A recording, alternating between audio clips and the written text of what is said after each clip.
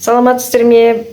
Бүгін мен сіздерге қарбыздың қабығынан варенье жасауды көрсетемін. Ол үшін қарбыздың қабығын осылай тазартып аламыз да, мынадай бөлшектерге бөлеміз.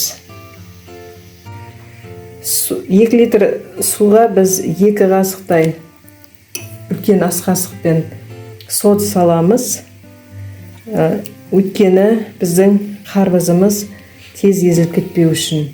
Сосын осы судың үстіне жақсылап араластырамыз. Жаңағы дайын болған қарбызымызды осыған саламыз. Осылай істеп қоямыз да, осыны 3 сағатқа қоямыз. 3 сағаттан кейін барып аламыз.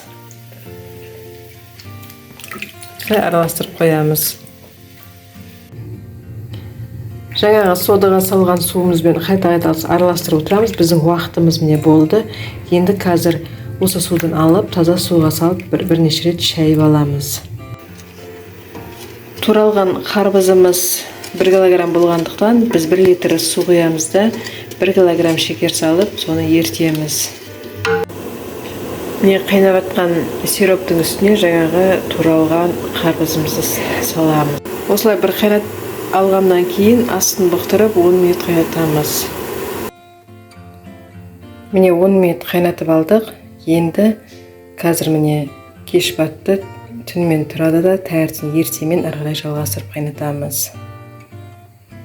Вареньемізді бір қайнатып алып, астын бұқтырып 10 минуттай қайнатамыз. Содан кейін барып әбден суығанша қоямыз. Вареньемізді 3-ші рет қайнатамыз. Қайнап жатқан вареньенің үстіне лимон саламыз.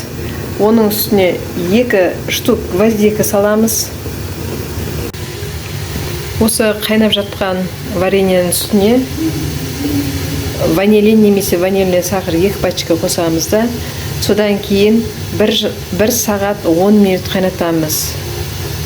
Жай отқа қойып.